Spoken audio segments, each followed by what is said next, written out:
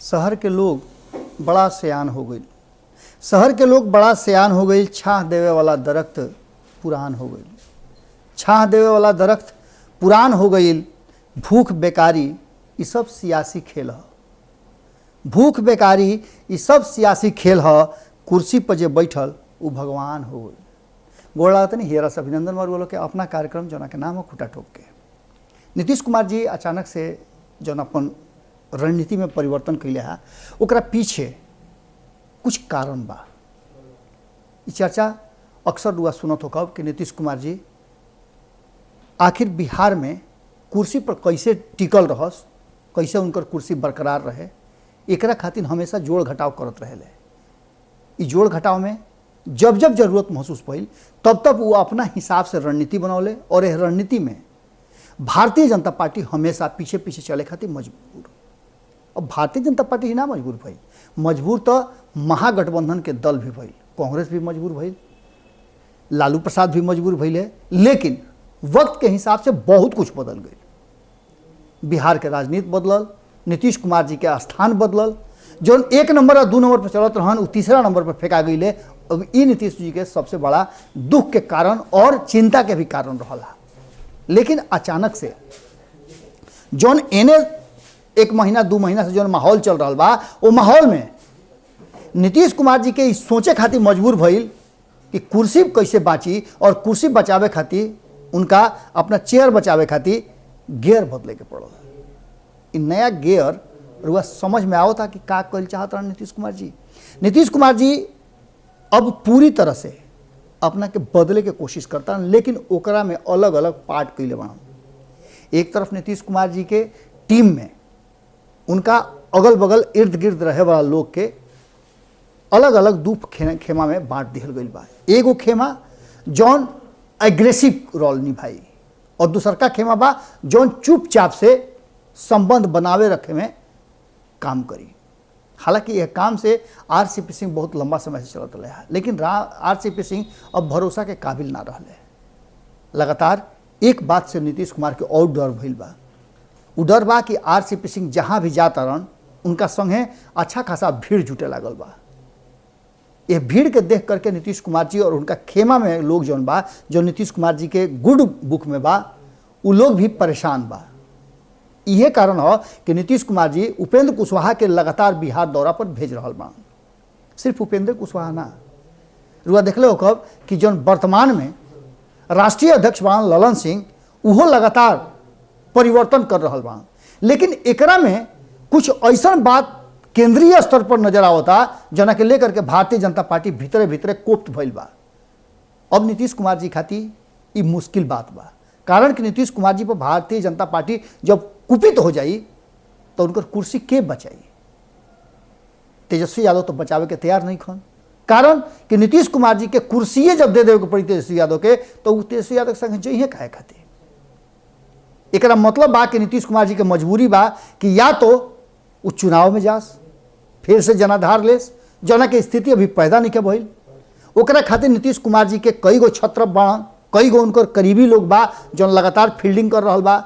संजय झा ओकरा में जबरदस्त फील्डिंग करता है और संजय झा के रुआ जानता नहीं कि वो बिना बोलले चुपचाप नीतीश कुमार जी खातिर काम करले। कोनो आज पहला हाल निखन करत, लगातार संजय झा एक लंबा समय से नीतीश कुमार जी के फील्डिंग टाइट रखेले।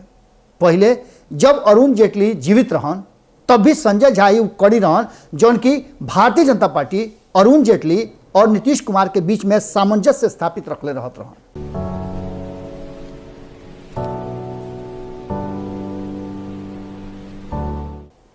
एक खाली फिर से संजय झा वही फ्रेम में आ गई बड़ा।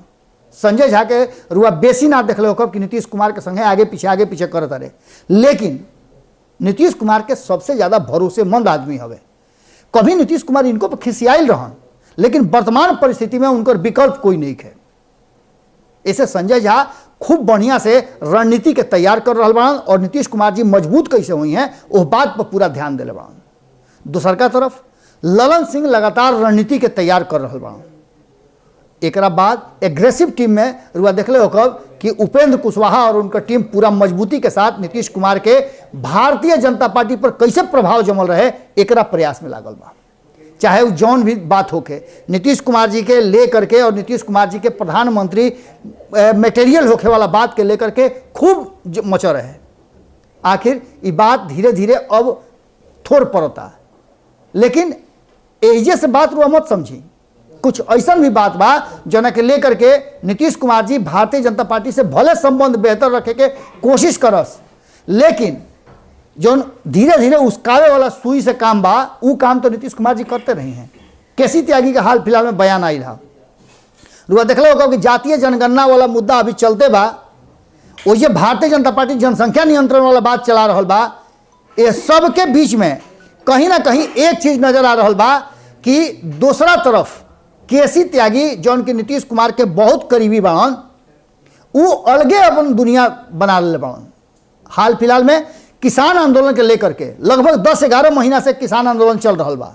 एक किसान आंदोलन के लेकर के अब केसी त्यागी जो बयान आयल बा वो भारतीय जनता पार्टी के कहीं ना कहीं भीतरे भीतरे हिलावे डोलावे वाला बा। खूब जम करके केसी त्यागी कहले हा कि भाई हो, अब जरूरत बा कि किसान आंदोलन के समाप्त कर जाओ। किसान जौना स्थिति में बाड़े वो स्थिति में बड़ी विकट परिस्थिति हो रहा बा ये देश खातिर और खास करके कृषि से जुड़ल लोग खातिर। एकरा खातिर अलग से कृषि आयोग बना दिया जाओ और जौना में वो कई लोग के नाम भी सजेस्ट कैले है। अब भारतीय जनता पार्टी ये बात के कितना मानता कितना नहीं खे मानत, लेकिन वो नाम में शरद यादव के नाम नहीं खे, नीतीश कुमार के नाम जरूर बा। ओमे लालू प्रसाद के नाम नहीं खे, लेकिन शरद पवार के नाम जरूर बा। ओकरा में कांग्रेस के केहू के नाम नहीं खे, लेकिन प्रकाश सिंह बादल के नाम जरूर बा। यानी कहे के तात्पर्य यह बा कि जे कभी भारतीय जनता पार्टी के साथे रहल बा अब संग छोड़ देले बा, वो सब लोग के में नाम बा।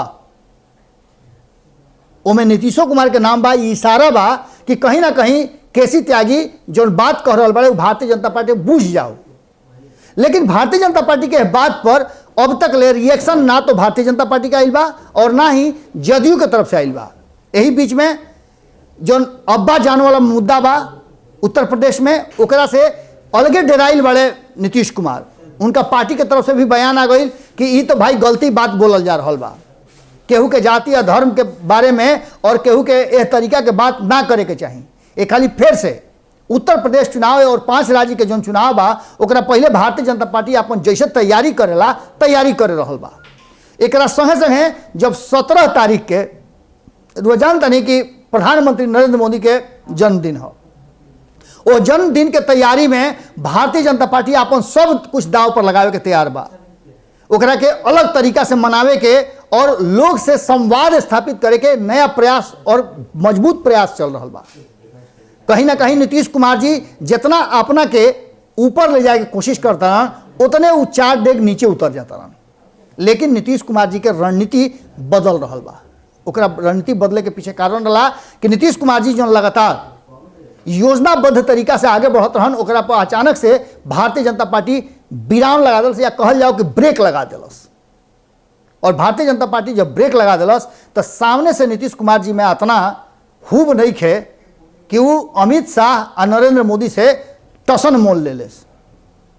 उस समय बीत गई, अब उस समय नहीं खे। वर्तमान समय में कहीं ना कहीं नीतीश कुमार जी के आपन जो दल के संगठन के जो ताकत बा ओकरे के बढ़ावे में ज़्यादा समय बीत रहा बा। लेकिन कुर्सी बचावे में नीतीश कुमार जी अभी भी सफल बा। तीसरा नंबर के पार्टी रहते हुए अगर कुर्सी पर काबिज बढ़ान तो एकरा पीछे भारतीय जनता पार्टी के बहुत बड़ा योगदान बा और ये बात नीतीश कुमार बुझत हरे। हालांकि 2 महीना पहले तक नीतीश कुमार पूरी तरह से अकेले एकदम एक छत्रराज खेलत रहे हैं, लेकिन जैसे ही भारतीय जनता पार्टी के स्क्रू टाइट कैलस वैसे ही एनहू से बयान आ गई, उनहू से बयान आ गई और तीसरा मोर्चा के तरफ नीतीश कुमार के मजबूरन आगे बढ़े के पड़, लेकिन ओहू पर विराम लग गई। कारण कि वो जो गठबंधन होते रहे वो गठबंधन गैर भाजपा और गैर कांग्रेसी रहे। ओकर नेता के रूप में नीतीश कुमार के नाम आगे आ जाए और नीतीश कुमार देखार होखल ना चाहत रहे। जब तक ले भारतीय जनता पार्टी नीतीश कुमार के कुर्सी से खदेड़ ना दे, कबार ना दे, तब तक ले नीतीश कुमार कुर्सी पर बन रही हैं। कारण कि वो अपने से दोष लिहल नहीं खन चाहत। और यह कारण बा कि नीतीश कुमार जी के रणनीति में लगातार बदलाव हो रहा बा। लालू प्रसाद और तेजस्वी यादव के साथ संबंध जोड़े के लगातार रुआ चर्चा ने सुन ले हो खब, लेकिन इस शर्त ना तो नीतीश कुमार के मंजूर बा और ना ही लालू प्रसाद के भले मंजूर होके, लेकिन तेजस्वी यादव के मंजूर नहीं खे। तेजस्वी यादव एक अलग धारा के राजनीति करते रहे, वो बुझत रहे बात के कि उनका लग अभी उनका जीवन के राजनीति अभी बहुत लंबा जाए के बा।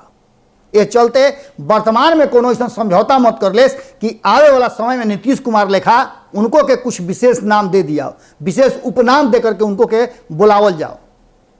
हालांकि नीतीश कुमार के बार बार कहना बा कि जौन भी फैसला वो ले ले, चाहे एने रहस चाहे उने रहस, एकरा पीछे बिहार उनका प्रायोरिटी में सबसे ज़्यादा रहला। बिहार के बेहतरी खातिर चाहे वो एनडीए में रहस या फिर महागठबंधन में रहस। इस सब बात के बीच में एक खाली फिर से ये चर्चा जबरदस्त हो रहा बा कि नीतीश कुमार जी के अंतिम फैसला का हुई। वर्तमान में तो नीतीश कुमार जी के सबसे जरूरी जौन बा वो बा कि उनका हाथ में कुर्सी रहे, कारण कि जहां जहां नीतीश कुमार के अगर कहीं कोई स्थान भी रहा, जैसे अरुणाचल प्रदेश में, मेघालय में और भी कई राज्य में रुआ देखने की दिल्ली में भी चुनाव लड़ले, झारखंड में चुनाव लड़ले, बंगाल में चुनाव लड़े से बाज आ गई। एक बाद रुआ देखबे कहीं कि उत्तर प्रदेश में पिछला चुनाव लड़बे ना कैले, अब दावा ठोकता रहे कि उत्तर प्रदेश में चुनाव लड़ब। लेकिन इस सब में सब रणनीति के पीछे नीतीश कुमार जी की एक एक रणनीति काम कर रहा बा कि कसहूँ भारतीय जनता पार्टी उनका के कुर्सी पर से उठा के पटक दे, और जैसे ही पटक दी नीतीश कुमार के खेल बन जाई। और यही इंतजार में नीतीश कुमार जी हर तरह से भारतीय जनता पार्टी के साथ सामंजस्य बैठावे और कभी कभी उसकावे के काम कर रहा बा। कारण कि दूसरा खेमा से सीधी तौर पे मुख्यमंत्री तो नीतीश कुमार जी नहीं खन बनत, और तब तक ले नीतीश कुमार जी कुर्सी छोड़े के भी तैयार नहीं खन।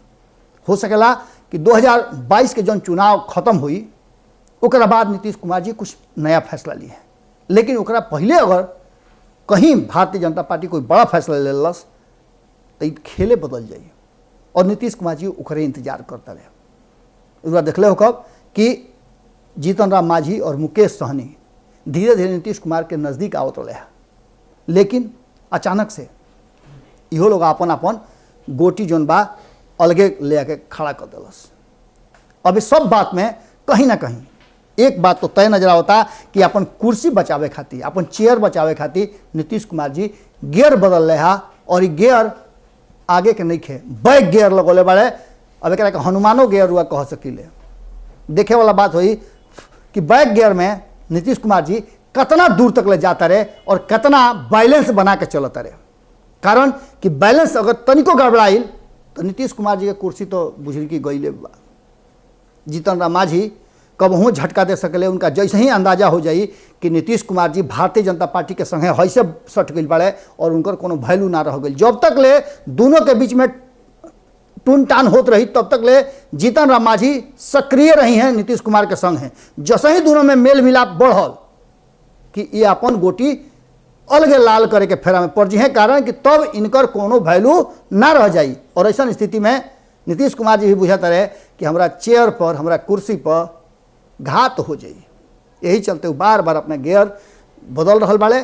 अब देखे वाला बात हुई कि कब तक ले पर नीतीश कुमार जी अड़ल रहता रहे। इहो एगो बड़का सवाल बा, कारण कि नीतीश कुमार जी एक राह पर चले खातिर लंबा समय तक तैयार ना रहे।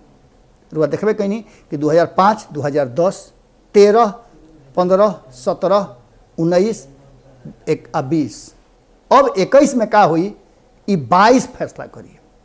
22 में जे कुछ भी होके वाला बा ओकर फैसला 21 में हो जाई। ई बात के अंदेशा और अंदाजा लगभग सभे जे राजनीति के जानकार बा वो कर रहल बा, और संगे संगे राजनीतिक लोग भी एक पर खूब अपन मंथन कर रहल बा।